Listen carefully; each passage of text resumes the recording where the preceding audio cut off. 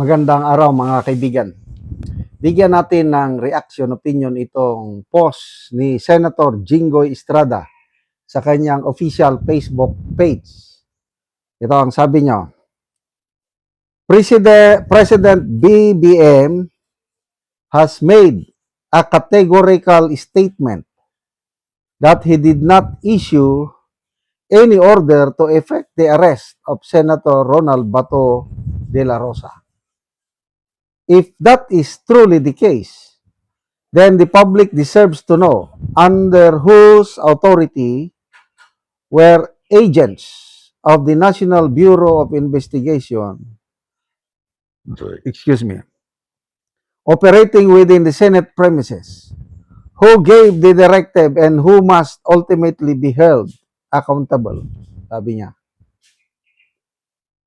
Kasi di ba sa video message ng Pangulo, klaro yung sabi niya, wala akong utos sa NBI na arestuhin si Bato.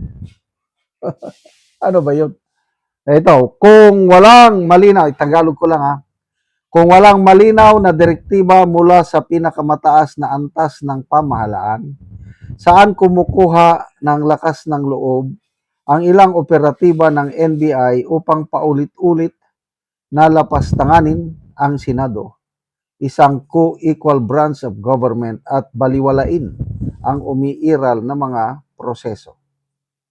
Nakakabahala at lubhang nakakadismaya na ang mismong mga inaasahang tagapagtanggol ng batas ay hayagang lumalabag dito.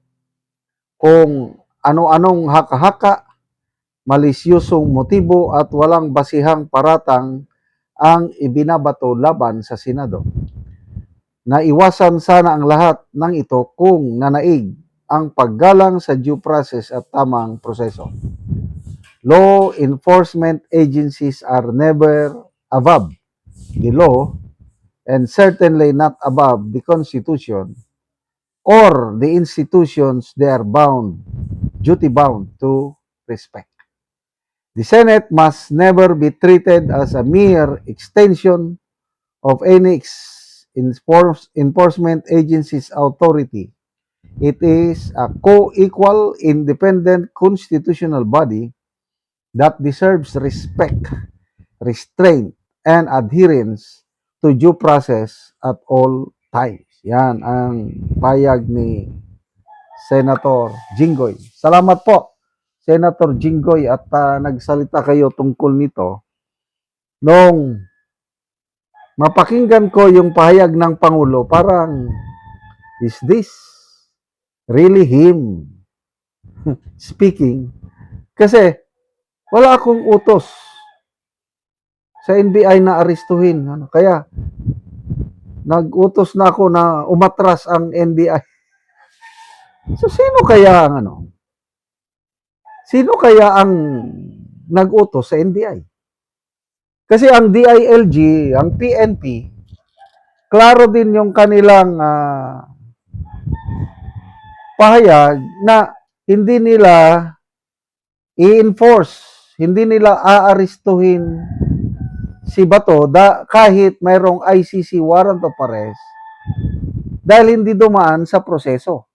Kailangan ng PNP na mayroong local, mayroong warrant of arrest galing sa local na korte ng Pilipinas bago nila arestuhin si Bato.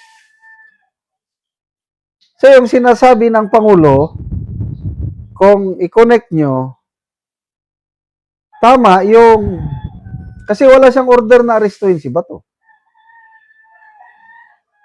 So yun din ang ginagawa ng DILG PNP. So,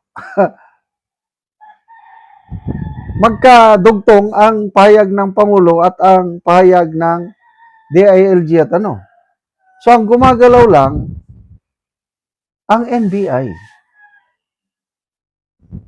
Sino ngayon ang nag-uutos sa NBI? May mas mataas pa ba sa presidente? Yan ang problema natin yun. Maalala ko tuloy, nung last year na sumabog na yung flood control scandal. biglang nag-announce ang palasyo na voluntary nag-resign si dating ES Lucas Bersamin. I think that was a Friday.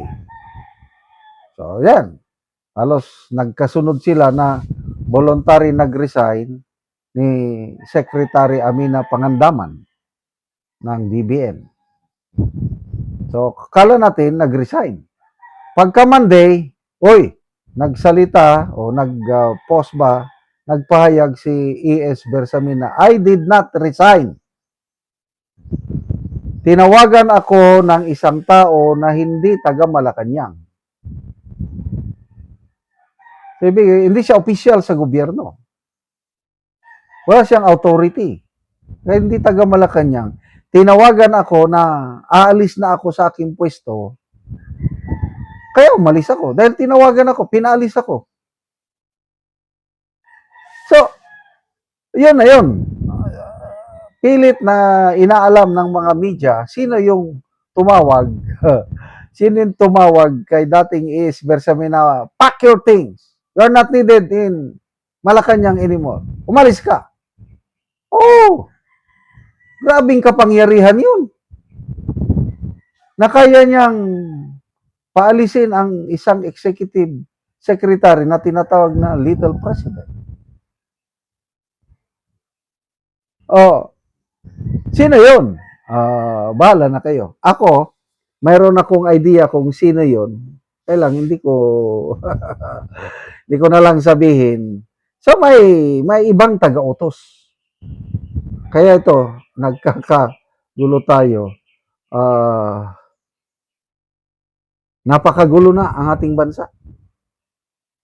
Yung putukan na lang na nangyari sa Senado na naging sentro ng balita sa buong mundo. So anong epekto nun? Lalong walang magne-negosyong negosyante o foreign investor sa Pilipinas. Kanina may napanood akong balita ng GMA7, ang peso lalong sumadsad.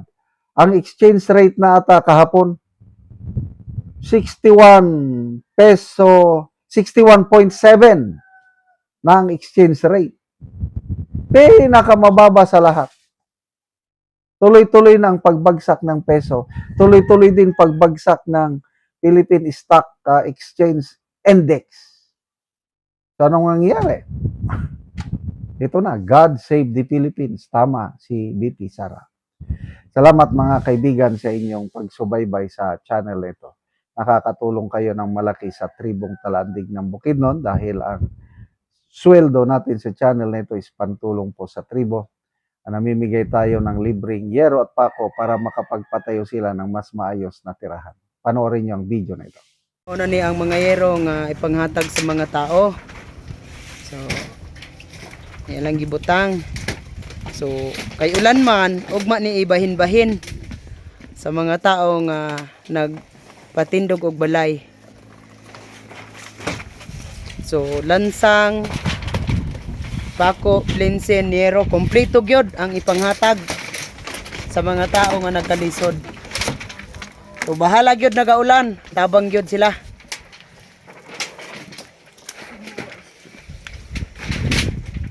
Kay dinhi sa among lugar, dagan gyud nga pags. Pags dala ulan.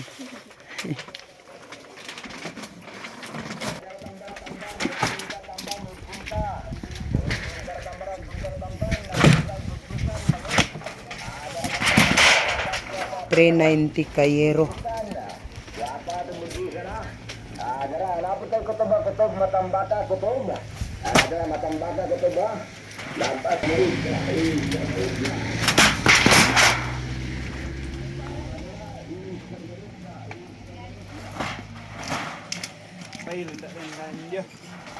Ha? Tabang sa mga tao.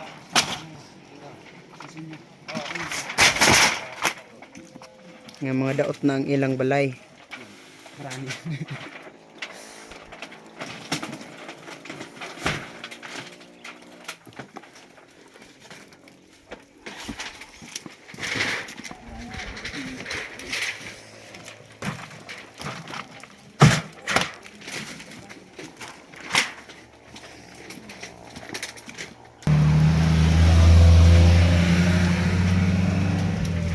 Karon salamat kayo sa Ginoo ug sa nagsuporta sa pagtabang sa iro labi na sa mga tao nga nagkalisod. So makabalay na gyud sila tungod sa tabang. Tinaot nga magpadayon ang inyong tabang sa mga tao nga nagkalisod.